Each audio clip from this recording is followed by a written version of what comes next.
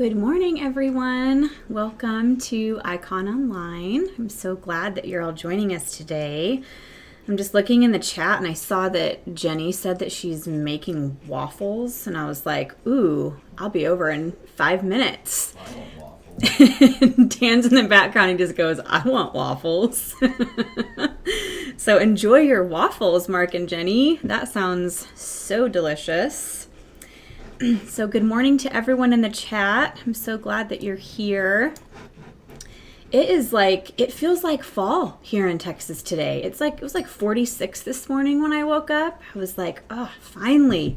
It's not like, we're sitting sweating all the time. So all of you who are coming not from Texas, hopefully you are experiencing great weather too.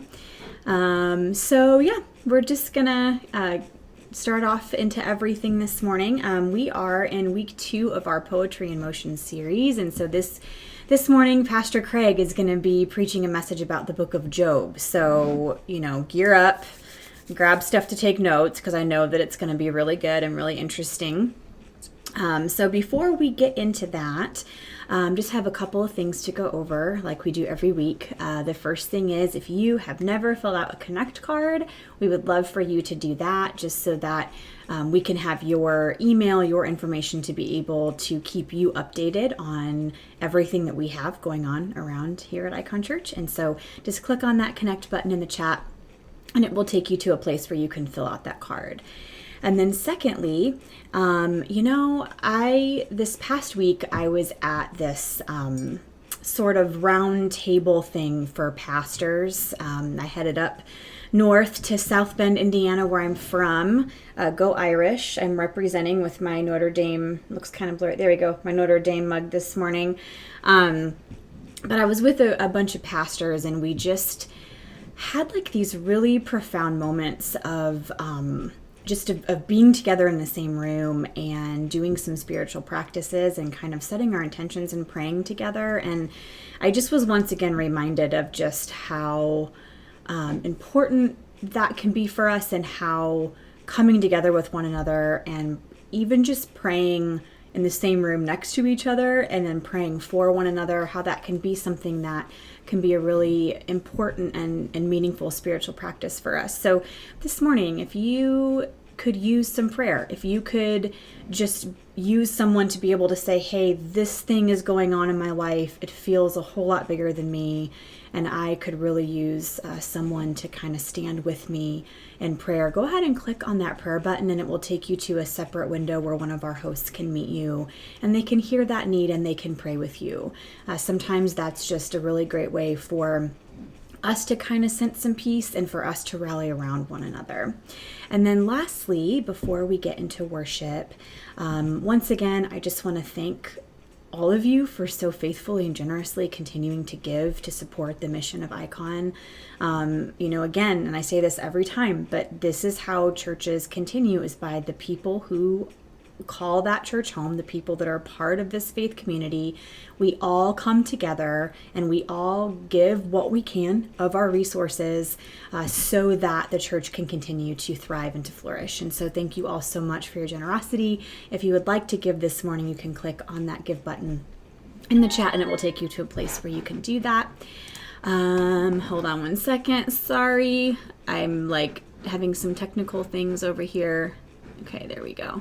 Just trying to get Craig ready to go so that when it's time for him to preach, I can just let him in and it will all be fine. So you guys are always all so great and patient, and you just don't expect professionalism from me, because let's be honest, we all know that you're not going to get that here. I'm glad you're all here. I'm excited to go into a time of worship with everyone. So in whatever way feels comfortable for the next few moments while Arlene leads us in some worship, you can use this time to just maybe quiet yourself and just kind of sit and to soak in love and goodness and all the things that God brings to our life. Maybe this is a time for you to just sort of meditate or just to take some deep breaths and to just kind of refocus your attention and your energy for this week. And then after Arlene leads us in some worship, we will come back here and we'll bring Craig on and he will give us a message on the book of Job. So let's go ahead and worship together.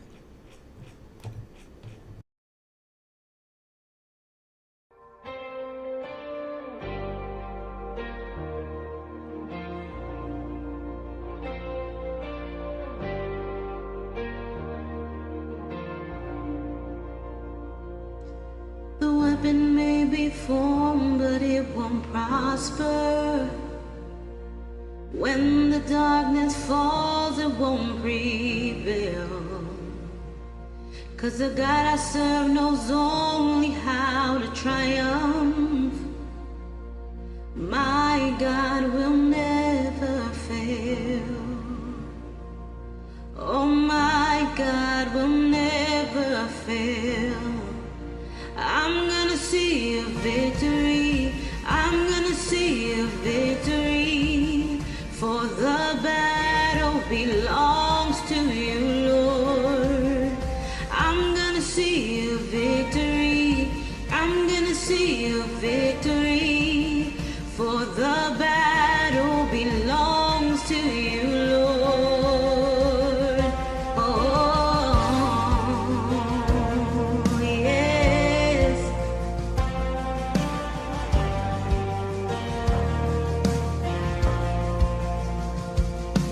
There's power in the mighty name of Jesus. And every war he wages, he will win. And I'm not backing down from any giant. 'Cause I know how this story ends. Yes, I know how this story ends.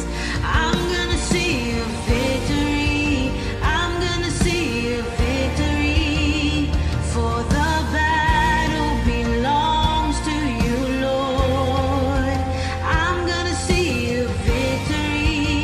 I'm gonna see a victory. For the battle belongs to you, Lord. I'm gonna see a victory. I'm gonna see a victory. For the battle belongs to you, Lord. I'm gonna see a victory. I'm gonna see a victory. For the battle belongs to you, Lord. Oh,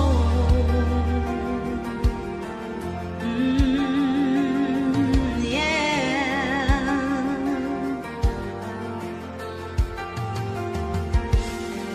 You take what the enemy meant for evil, and you turn it to good, and you turn it for good. You take what the enemy meant for evil, and you turn it for good. Yes, you turn it for good. You take what the enemy meant for evil, and you turn it for good. Yes, you turn it for good. You take what the enemy meant for evil, and you turn it for good. Yes, you turn it for good. You turn it around.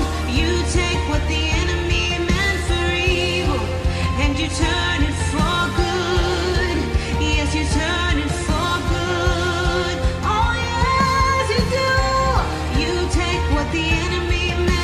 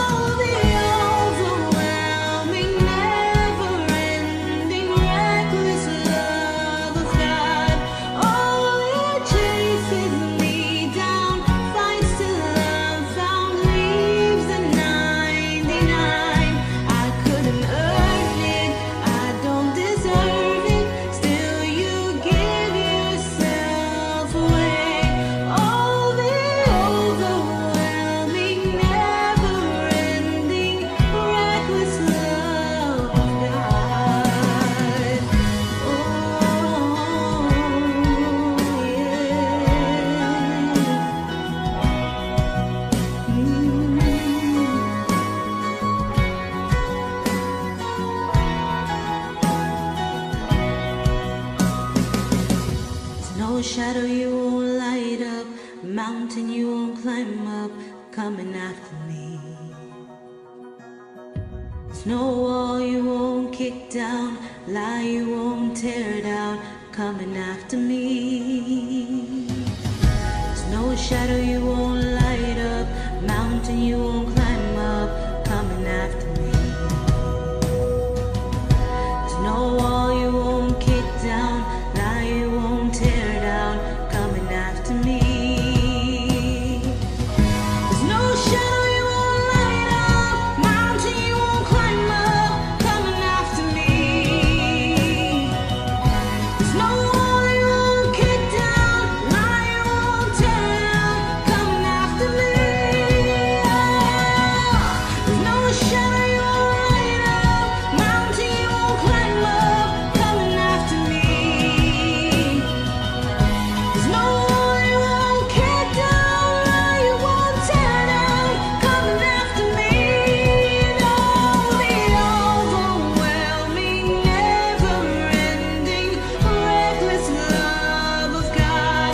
Oh, it chases me down, finds till I'm found. It leaves a 99. I couldn't earn it, I don't deserve it. Still, you give yourself away. Oh, the overwhelming, never-ending, reckless love of God.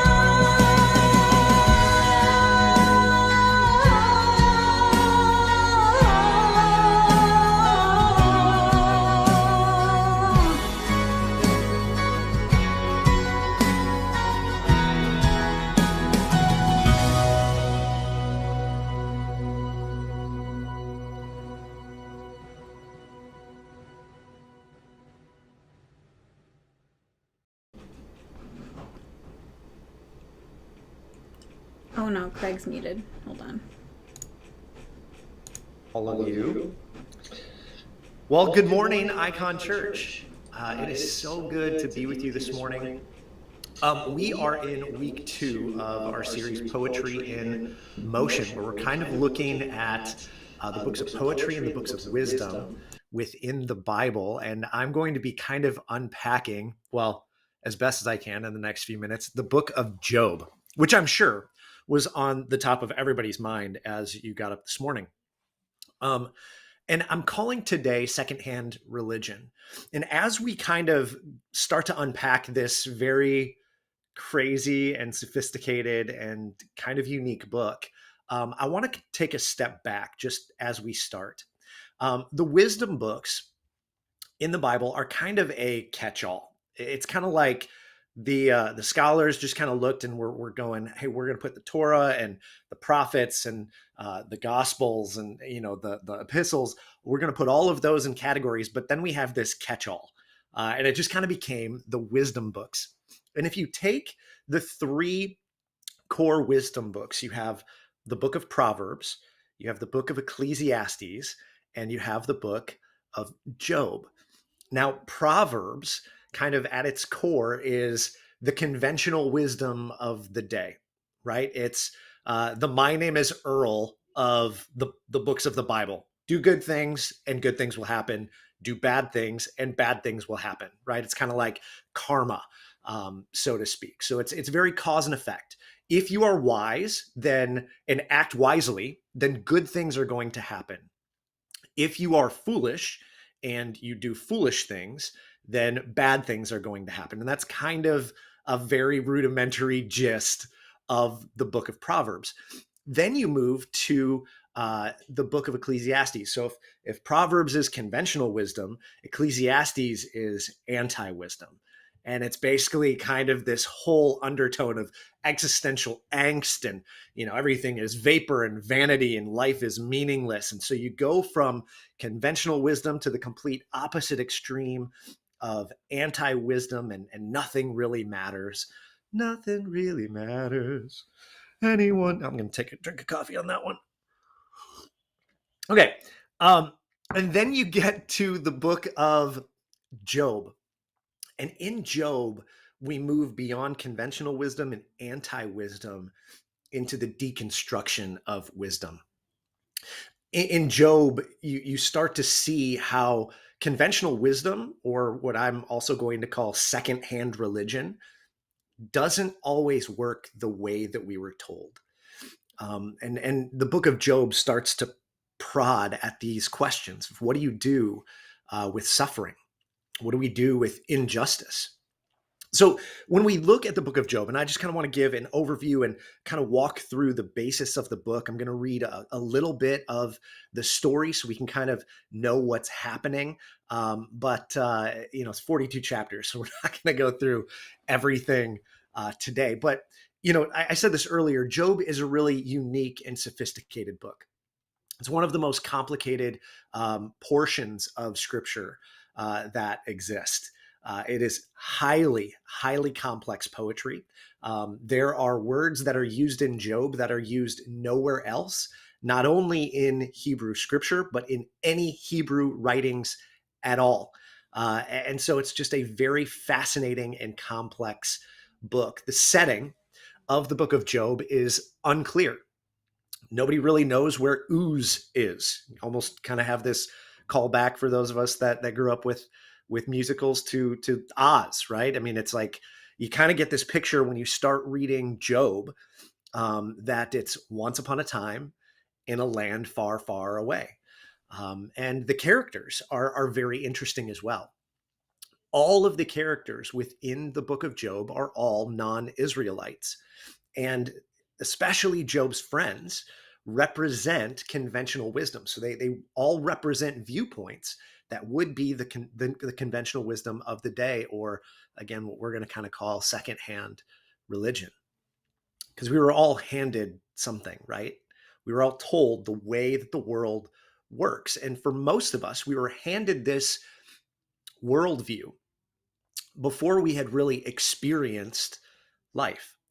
And so Job is just such a fascinating book. And, the structure of the book itself is it's kind of a sandwich. It's got narrative or prose. So it kind of tells the story, the first 2 chapters of what is happening within this book. And then it goes through all of this dense, complex poetry for the next, 39 chapters. And then chapter 42 ends with narrative again.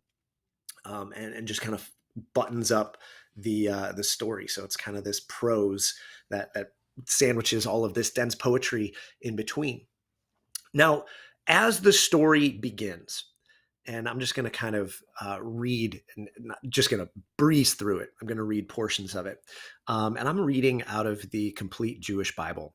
There's a reason for that, and it'll make sense in a moment. But because of that, some of the words are the names are in Hebrew. And since I don't speak fluent Hebrew, I'm hopefully going to be able to get all of this right. But anyway, verse 1 tells us that there was a man in the land of Uz whose name was Job. So again, once upon a time in a land far, far away. This man was blameless and upright. He feared God and shunned evil. 7 sons and 3 daughters were born to him. He owned 7,000 sheep, 3,000 camels, 500 pairs of oxen, and a partridge in a pear tree. 500 female donkeys, as well as a great number of, I was just making sure you were paying attention, as well as a great number of servants, so that he was the wealthiest man in the East. So you're kind of getting this picture of the man Job that the author is trying to tell us about. It was the custom of his sons to give banquets, each on his set day in his own house, and they would invite their 3 sisters to eat and drink with them. And after the cycle of banquets, Job would send for them to come and be consecrated. Then he would get up early in the morning and offer burnt offerings for each of them, because Job said, "My sons might have sinned and blasphemed God in their thoughts." And this is what Job did every time. So you have this picture of a guy that does things that nobody does. And it happened one day, the sons of God who came to serve God, and among them came the adversary. And in a lot of the English translations, it says Satan. Now, it's kind of interesting, and I won't get too deep into the weeds with this, but in Hebrew, there is no proper name Satan. There is no being named Satan in the Old Testament. Whenever we see that, it is actually Hasatan, which means the Satan or the adversary, the one in opposition. Satan, Hasatan, the adversary, can be used to portray somebody that is doing good things or somebody that is doing some not so good things. And so you just kind of have to look at the context, but it's not talking about a being named Satan. Okay, so one example is Balaam and the story of Balaam and the donkey. The phrase used of the angel of the Lord standing in the pathway between Balaam and the donkey and trying to get through is Hasatan. It is the angel of the Lord is named Hasatan, the adversary or the opposition. So that's one little nuance, and that's why I chose the complete Jewish Bible, because it does not use Satan as a proper name. It actually says what it is, and that's the adversary. So it happened one day that the sons of God came to serve God, and among them came the adversary. God asked the adversary, "Where are you coming from?" And the adversary answered God, "From roaming through the earth, wandering here and there." So they have this conversation. I'm going to kind of jump ahead because we can really get pretty far. But God is basically like, "Hey, did you see my man Job? Job is amazing. I mean, this guy is blameless. Have you seen anybody that is as blameless and shuns evil the way that Job does?" And the adversary basically says, "Well, sure. But that's because you put a hedge of protection around him so nothing happens to him, right? Conventional wisdom is working really, really well in Job's life, apparently. So you have this idea. Job is doing all of these right things. He's doing everything right, and everything is going well. And the adversary basically goes, if you remove that hedge, we'll see if Job actually will be faithful to you. So this is what happens. But the deal was within the royal courtroom, so to speak, that they couldn't do anything to Job's body. So through the next few verses, and we'll pick up in verse 13, it says, "One day when Job's sons and daughters were eating and drinking in the oldest brother's house, a messenger came to Job, said the oxen were plowing and the donkeys were grazing near them when a raiding party came and carried them off. They put the servants to the sword too, and I'm the only one who escaped to tell you." While he was speaking, another servant came and said, "Fire from God fell from the sky and burned up the sheep and the servants. It completely destroyed them. I am the only one who escaped to tell you." And while he was still speaking, another one came and said, "Three bands came and fell upon the camels and carried them off. And they put all of your," do you see the pattern? "They put all of your servants to the sword.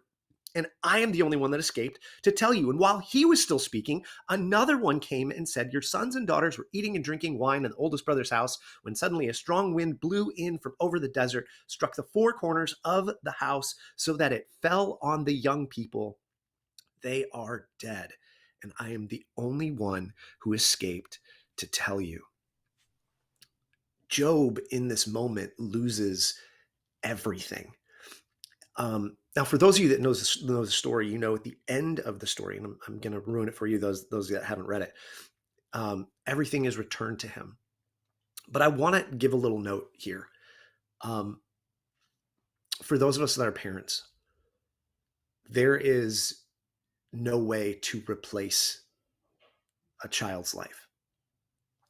There's no way. So when we're talking about restoration, we're not talking about things being the way that they always were, because there's no way that they could ever be as they were. This was a devastating moment. And we find in chapter 2 that not only does this happen, but the adversary comes again, and now they strike Job's body with all of these different plagues. He's got boils, and I mean, it's just like all of this awful stuff. And his wife, in fact, in verse 9, chapter 2, verse 9 said, "Why do you still hold on to your integrity? Curse God and die." And his wife is just like, "Curse God and die." He answered her, "You're talking like a low-class woman." Ouch. "Are we to receive the good at God's hands but reject the bad?" In all of this, Job did not say one sinful word, which is key to this entire story as it plays out. And this is one of my favorite parts in this entire narrative. Job's three friends heard of all of the calamities that had overwhelmed him. Do you hear that word, overwhelmed him? They came, each of them from his own home. They agreed to meet together in order to come and offer him sympathy and comfort. When they saw him from a distance, they couldn't even recognize him, and they wept aloud. They tore their coats, threw dust over their heads toward heaven, and they sat down with him on the ground. For 7 days and 7 nights, no one spoke a word to him because they saw how much he was suffering. When I think about what it means to sit with those who are hurting and suffering and in pain, they don't need our conventional wisdom in those moments. They just need us to be there. If you've ever experienced the death of somebody close, you understand what this means. If you've ever experienced real and true grief, you know that people want to help comfort, but usually their words, even the most tame words, do less to comfort and sometimes more to harm. And so I love this picture that they didn't come and try to offer their conventional wisdom. Instead, they just sat with him in silence. So powerful. What we see in the next 39 chapters in Job is this intense poetic dialogue. Chapters 3 through 28 is this dialogue between Job and his friends. And it kind of goes back and forth between all of these sections of scripture. And, once they move beyond that, you have Job kind of giving one last dialogue to God and kind of basically going, look, God, you need to answer me. I am expecting an answer from you. I have done nothing and I am expecting an answer from you. And that's, verses or chapters 29 to 31. And then in chapter 32, when you expect God to answer, this new character comes into the story. His name is Elihu. And instead, Elihu gives his response to Job. And again, we don't understand the context, but we'll kind of get into a little of what, I think Elihu means within the lens of conventional wisdom and secondhand religion. That's chapters 32 to 37. And then finally in chapter 38, we see God's response. So God responds in chapter 38 through 41. And then we have the epilogue, which is the end of the narrative. And I'm going to read a portion of that a little bit later. But as we look at the book of Job, usually we have some questions that start to come to our minds. And the first one is a really simple one. You may have asked this yourself, or you've probably heard many people ask this question, but it's, why do bad things happen to good people? The next question that we come across and would be, why would God allow suffering? Or why would a loving God, or why would a just God allow suffering? And that begs the question, is God just, or is God loving? And then when we look at Job, we look at this idea and we look at our lives and we go, how do we, if we do believe that God is loving and that God is just, how do we explain pain and suffering when bad things clearly happen to good people? What's fascinating is out of the entire book, including in God's response to Job, we do not get an answer to any of those questions. In fact, the book of Job is completely silent in answering the questions, why do bad things happen to good people? Why would a just God allow suffering? Or even, is God just? Or how do we explain pain and suffering? There is simply no answer.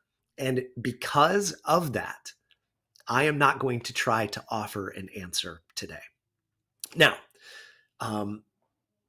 I personally do not believe that we could ever understand why some of these things happen. They just happen, right? And as I thought about this for this morning, I don't know that knowing why suffering or pain happens would actually change anything. I mean, if you knew why you had to suffer, if you knew why this happened to you, something that you didn't deserve, someone that you lost, some tragedy that struck your life, if you knew why, would that actually make it easier to go through it? Really? Job never finds out why. Apparently there's this council room, and these beings come and they discuss Job. Job never finds out that's what happened. God never tells him. In God's response, God never tells Job, hey, this is what happened. You know what? You're right. You are blameless. You are sinless. You were fine. You didn't do it. God never explains any of that within this book. The author never lays that out. It's such a difficult and complex book. And one of the reasons I love it is because life is difficult and complex. And I don't know about you, but I am tired of easy answers and simplistic reasonings that don't help us at all. Instead, what we see in the book of Job is the deconstruction of conventional wisdom, the deconstruction of secondhand religion that means nothing. So when we look at Job's friends, they have this idea, this worldview through conventional wisdom that, one, God is just, and that because God is just, what happens to us in life is justified, right? Do good things happen. Do bad things happen. Honor God, God will honor you. Dishonor God, you will be dishonored, right? That's conventional wisdom. God is just. Because God is just, life, what happens to us in life is justified. Therefore, Job sinned. And in all of their dialogue, they have those three understandings. God is just, therefore what happens to us in life is justified.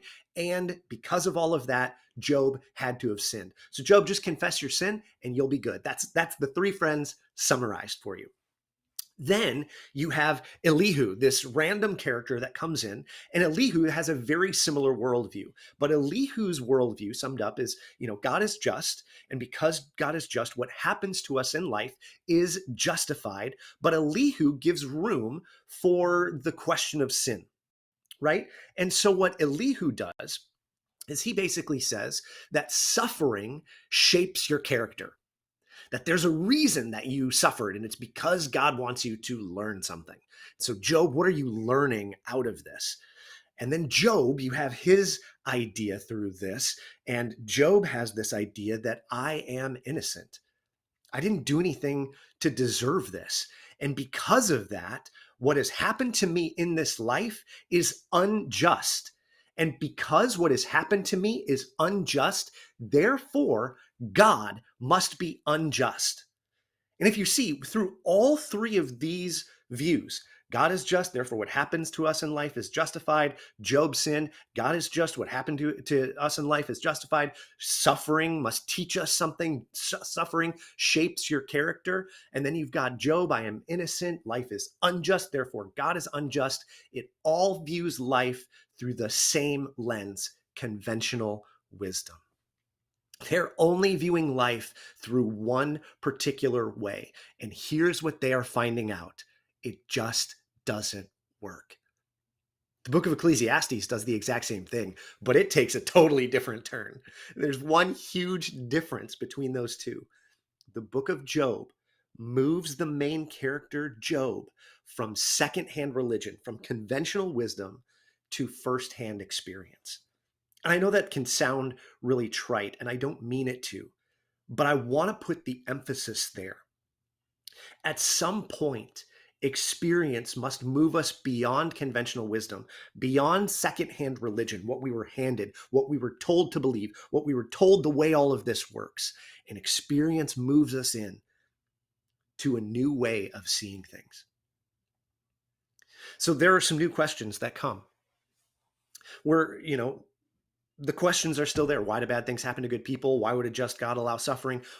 How do we explain pain and suffering? But what do we do when secondhand religion and personal experience conflict? Maybe a better question when you look at Job is, why should we take God seriously, or Christianity seriously, or Jesus seriously, if there's really nothing in it for us? If we know by experience that even if you do everything right, bad things can still happen? Or is there such a thing as pure and authentic religion or relationship or experience that is unmotivated by self-interest, personal gain? Job 42, as the narrative wraps all of this up, we hear Job responding back to God. It says, at last, Job gave God this answer: I know that you can do everything, that no purpose of yours can be thwarted. You asked, this is again Job speaking to God, you asked, who is this hiding counsel without having knowledge? Yes, I spoke without understanding, or of wonders far beyond me, which I do not know. Please listen, and I will speak. What Job is referring to, and I'll give a quick aside, is God basically in this story, the author says that God takes Job on this journey through the cosmos and starts to unpack all of these things that seemingly have nothing to do with Job's experience. And the whole point of what God is doing in this passage is simply to say, Job, there is no way for you to understand certain things. You are looking at life through a very narrow lens. There is a bigger and broader picture here. And as much as we would love to be able to understand all of these things, because we are here in this limited perspective, there is no way that you can actually grasp what is happening totally within this life. And so this is Job's response. Yes, I spoke without understanding, of wonders far beyond me, which I didn't know. And this is his entreaty to God. Please listen, and I will speak. You said, I will ask questions, and you give me answers. And this is Job's final response. I had heard about you with my ears, but now my eyes see you. Job had heard all of the right things. He had been handed secondhand religion. But in this moment, he saw God. And seeing is beyond hearing. It's a grasp of a first-hand experience. And there are many times through the last 5 years as I was faced with, and many of us have experienced this, faced with deconstructing conventional wisdom. When life, you did all the right things and life was supposed to go a certain way, and you start to pull it apart and you're going, how did this not work out the way that it was supposed to? And you start to pull all of those things apart when it would have been so easy to just walk away from everything, to just go, you know what, Christians are clearly not who they say they are. And because of that, I don't even want to be associated with most of that. And, sometimes I still feel that way. But now my eyes see. And I don't mean that in this arrogant, like, oh, now I see and other people don't see. I mean it in this way that I have had an experience that has changed me. And I can't escape that. Now, I might not be able to explain it, and I might not be able to have all of the answers to all of the most difficult questions that life brings, but there is a comfort in knowing that I have experienced something. And maybe you have too. Maybe you have started this journey, this process of moving beyond secondhand religion into firsthand experience. Your ears had heard for so long, but now your eyes see, and not in the way that we used to be told, now I see, and I got to help the blind. That's the blind leading the blind. It's experiencing this life in a lens that actually gives us more life and energy, and we are moving in such a powerful way.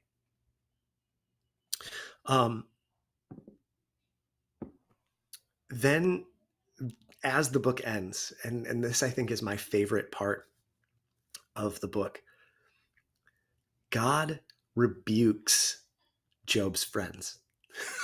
This is how chapter 42 ends. God rebukes Job's friends. And in a sense, God rebukes the bearers of conventional wisdom. So let me give you a few thoughts as I close, and I'll pass everything over to Pastor Kelly. First, life is not fair, and it never was. Second, easy answers and simplistic reasonings don't work, and they never did. And finally, wisdom is truly realizing in life, we look at things through a limited perspective. There are some things that we do not know, that we do not understand, that we do not have the capacity to understand. And that's okay. Life is not fair, and it never was. Easy answers and simplistic reasonings don't work, and they never did. And there are some things that we do not have the capacity to understand, and that's okay. And what I want to leave you with today is this idea that love transcends understanding. I don't have all of the answers. No one does. I don't know why horrific things happen. No one does. I don't know a lot, right? But what I do know is that love transcends my understanding, and I need that love. And I need to grow in the capacity of receiving and understanding what it means to walk in that love. So my question today is, will you join me in the messy journey of moving from secondhand religion to firsthand experience, where we might not have all of the answers, but we begin to learn how to see? Thanks for letting me share this morning. Okay, Craig, I want to, like, as you were talking, I was like, I just want us to have a little bit of dialogue here, because this was all so good. And, you know, the whole idea of suffering, I think that's something I have wrestled with forever and still do, especially in relation to the character and nature of God and how I see God. Because for most of my life, it was very much this belief that anything that ever happened to me, either God caused it or at the very least God allowed it. And I think for a while that worked for me, because I was able to, like, you know, say the whole thing of, like, you know, people love to quote scriptures about, like, you know, like God's ways and thoughts being higher than ours. And oftentimes those would be used in a way to, like, be like, listen, I know these terrible, horrible things are happening in the world. I know that, you know, children are being sex trafficked and people are starving to death and there's racial injustice everywhere, but God's ways are higher, you know? And so it was like this way of, like, almost not having to lean into the tension of those things. And so for you, and I'm even looking in the comments, I kind of posed a question in the comments about people wrestling with that juxtaposition between suffering and the nature of God. And I'm seeing a few people say, you know, when these terrible things were happening, it's like, why does God allow this to happen? You know? And so I wonder if we can just, I know we don't have a whole ton of time here, but I want to just dialogue with you a little bit and maybe ask you, how has, so this kind of new way of seeing wisdom for you and how you've deconstructed conventional wisdom, how has that impacted your view of the character and nature of God? Like, how have you had to shift how you see God in order to kind of reconcile the suffering of the world? I'd love to hear you. I know this is totally out of the blue and I did not prepare you for this, but I'd love to hear you just kind of talk for a little bit about that. No, I love these conversations. And honestly, it might be good for us to maybe, and we can talk about this, Kelly, but maybe just one night sit down and let whoever wants to come on Zoom and we can just have conversation. Ooh, let's do it. Let's do it. And because this is such a personal topic for so many people. And the way that I'm going to answer this, it's not going to be a definitive answer, because truthfully, there is no good answer to these questions. However, some things that shifted for me is I started to view the Bible through the lens of, and really my experience with God is life is endlessly interesting. And so rather than looking at a story in the Bible to say, oh, the book of Job talks about how we can handle suffering and Satan's out to get us all. And instead, I started to look at things and I stepped back and I'm like, this story is endlessly interesting. What are some other ways to look at this? And so that's what started to shift within the way that I approached Scripture and ultimately life. Life is endlessly interesting. What are some other ways that I can start to look at this? But I also had to simplify things to go, what is most true? We like to hang on, the truth, and truth is used for many people as a weapon against them, right? Yeah. Christians love to use truth as a weapon. Yes, we do. But when I look at what is most true, it's the idea that God is love. And to walk in the way of love is to walk with God, right? So whenever I see something that is unloving, whenever I see something that is counter to love, then what is not shaken is my view that God is love. What is shaken is the lens through which I look at that event, whatever that is happening. And I look and I go, okay, this event, this thing does not line up with my most simplistic core truth, and that is God is love, and anything that is not love cannot be God. Yeah. And so I have to now reconcile this thing to go, how do I reconcile this thing with the one thing that I hold to be true, and that is God is love, and when I walk in the way of love, I am walking with God. And if something is not love, I do not believe that it is God. Yeah. So that to me has been super helpful. Now, it doesn't answer the questions. Sure. It doesn't make everything okay. And there's, different theological underpinnings and positions that have been really helpful. Open theism, for one, process theology has been super helpful. But it talks about the way that love works. And I don't want to get too far into the weeds, and that's maybe why having just a conversation at another point might be helpful. But, when you think about the idea of process theology at its core, is everything in life is in process. So whether it's nature, or whether it is relationships, so you look at everything through the lens of process and relationship, everything is always in process. And everything is always in relationship. So even our physical beings are relationships of energy and atoms and molecules. And so it's this great merger of spirituality and science that has been very helpful for me. And so what that's helped me do is to look at the way that love then operates within the world. And for love to be real and authentic, it has to come, one, through relationship, but two, it can't be controlled or coerced. Coercive love is not love. Yeah.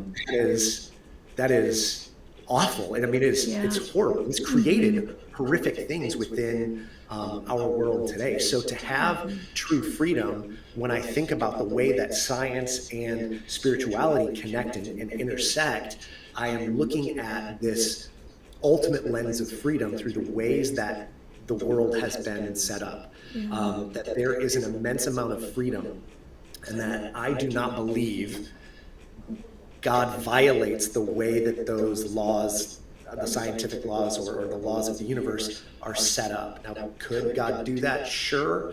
I just don't think God does. And so that then separates evil from love, right? So when evil happens, then it's this idea that the systems that God set up are what have been corrupted, not God themselves. Yeah. But in order to have true and authentic relationship and love, we have to have real choice and real ability to choose to walk into that love. And so for me, life then becomes this point, not necessarily of walking in wisdom or foolishness, but of walking in love.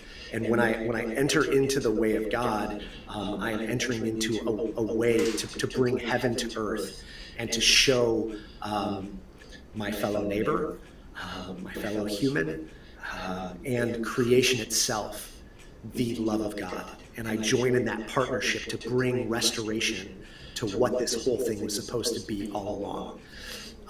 And I could go on with all of that stuff too, Yeah. but No, that's so good. And I just think I think doing a Zoom call and just inviting whoever wants to join would be a really great thing to get on the schedule, because I just think the whole concept of suffering, I think, is one that I not that it isn't talked about a lot, but I don't think it's talked about in its fullness. And I think we naturally, most of us don't want to. We want to be able to either explain it away or find. I mean, because who wants to, like, we just don't want to focus on that, But I think that it's important for each of us as we walk through those things, And so, yeah, I think so. We'll do that. We'll get a Zoom call on the schedule, and then for everyone, we'll send that out. We'll post it on our social.